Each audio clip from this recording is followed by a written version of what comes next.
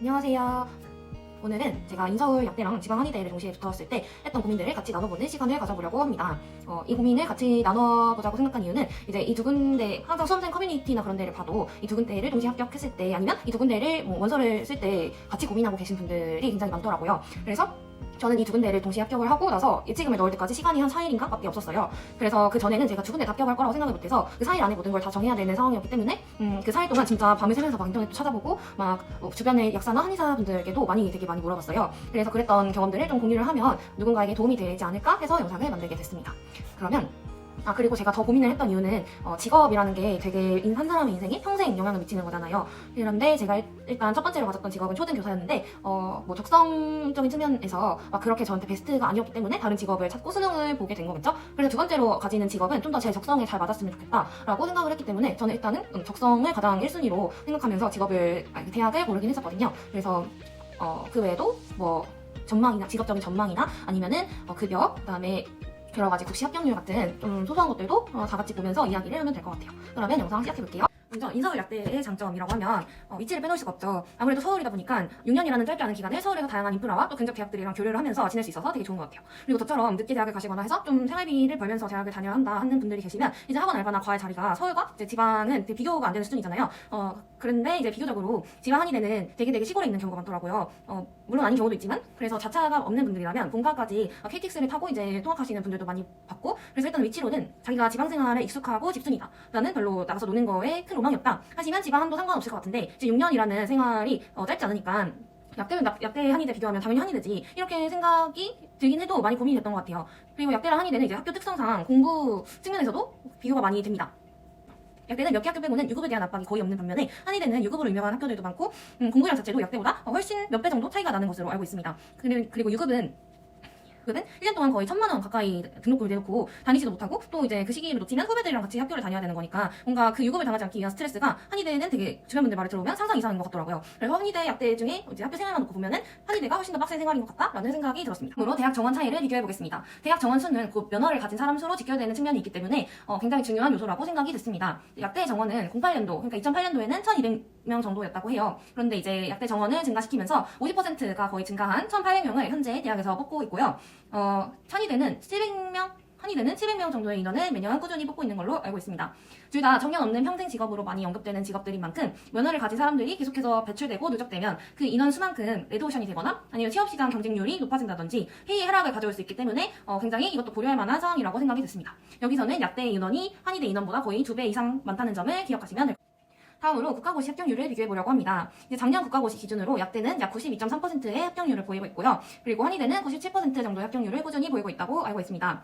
이제 저는 초등교사를 하다가 약대랑 한의대를 준비한 케이스이기 때문에 합격률이 굉장히 중요하다고 생각을 했어요. 제 경험을 말씀드리자면 이제 어느 날 갑자기 이제 항상 한 800명이나 900명을 뽑던 서울 임용고시에서 다음에 70명을 뽑는다는 거예요. 그래가지고 막 학교가 난리가 나고 선배들 따라서 막 시위도 나가고 했던 기억이 납니다. 그래서 이렇게 갑자기 합격률이 바뀌는 경우도 있기 때문에 중요하다고 생각을 했고, 또 약대의 경우는 약사 국가고시의 경우는 제가 듣기로는 한 90% 이상의 합격률을 유지를 하려고 한다고 하는데 그 합격률도 낮아지고 있는 추세고 또 시험 자체도 어려워지고 있는 지금 경향이라고 해서 이것도 고민을 해보시면 좋을 것 같습니다. 약대와 한의대의 직업별 적성을 비교해보려고 합니다. 사람들마다 성향이 모두 다르고 직업별로 직능들이 세분화되어 있기 때문에 이것을 일반적으로 너무 성급하게 일반화하거나 보편화하려고 하는 것은 아닙니다. 그러나 일단 기본적으로 약사와 한의가 하면은 기본적으로 떠오르는 이미지들을 가지고 비교를 해보려고 합니다.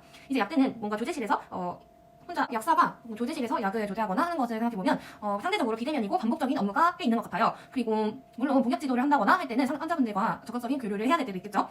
그렇지만 상대적으로 이런 특성 때문에 만약에 자기가 어떤 직업을 꼭 하고 싶다 하는 게 없는 분들이 오셔도 크게 적성을 타지는 않는 직업인 것 같다라는 말을 많이 들었고요.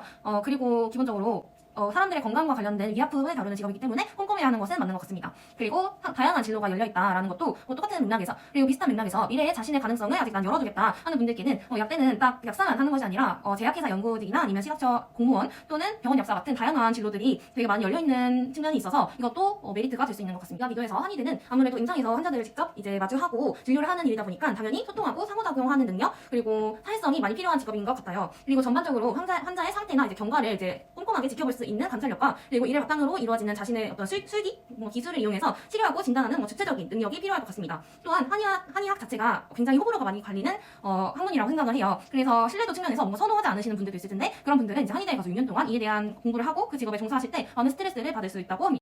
네, 다음으로 수입 측면에서 비교를 해보려고 합니다. 이건 정말 약사나 한의사분들 모두 사람 바이 사람, 케이스 바이 케이스라고 말할 수 있을 정도로 굉장히 개인차가 큰 부분이기 때문에 제가 말씀드리는 모든 표라던가 아니면 제가 적어놓은 모든 PPT상의 수치들은 굉장히 일부분일 수도 있다는 점을 감안하셔서 봐주셨으면 좋겠습니다. 실제로 저도 그 분야의 현직 필드에 아직 나간 게 아니기 때문에 좀 잘못된 정보가 있거나 현실을 잘 반영하지 못했더라도 감안해주시면 감사하겠습니다.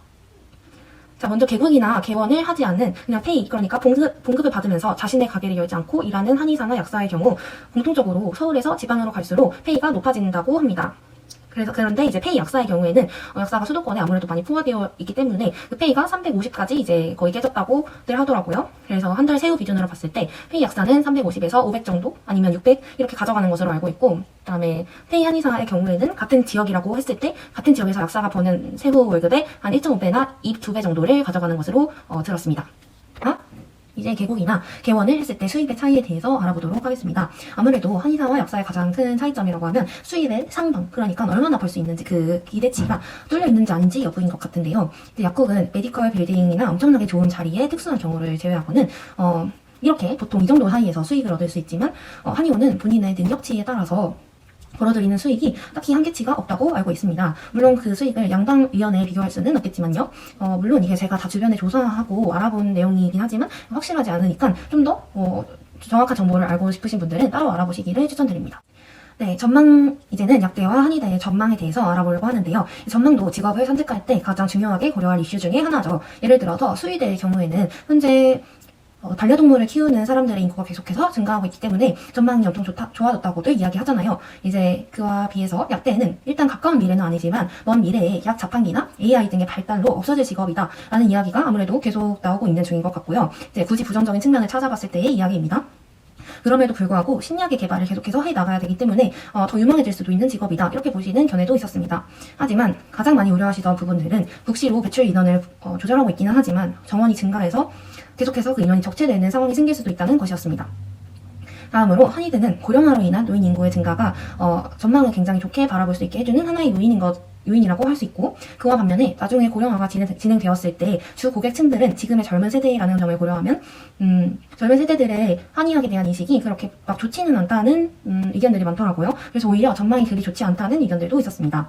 또 한의원 쪽은 한약사와의 위약 분업 문제, 또 자동차 보험 문제 등 다양하게 정책적인 측면에서 많이 영향을 받고 있는 산업이기 때문에 좀 많이 불안정하다고 보여지는 요소들도 있었습니다.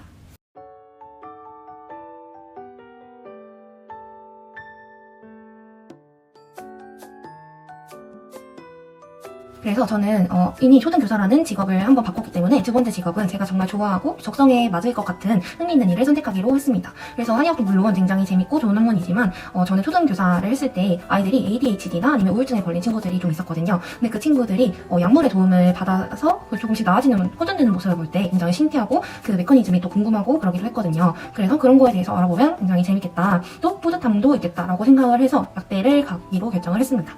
그리고 제가 교사를 하면서 굉장히 힘들게 느꼈던 부분, 저에게 적성에 맞지 않는다고 느꼈던 부분이 제가 무언가를 주체적으로 해결해야 되는 문제가 매일매일 생겼다는 점인데요. 예를 들어 아이들과의 감정 다툼 문제, 아니면 학부모님들의 민원 같은 부분은 제가 원인 제공자가 아니더라도 통제할 수 없는 상황의 테두리 안에 있는 경우가 많았어요. 그런데 그런 상황들을 생각해봤을 때 약사와 한의사의 경우에 약사가 좀 더 제가 컨트롤할 수 있는 범위가 더 많은 직업인 것 같아서 약대를 선택하게 되었습니다. 그럼 모두들 자신의 행복을 위해서 더 좋은 선택을 하시기를 바랍니다. 안녕.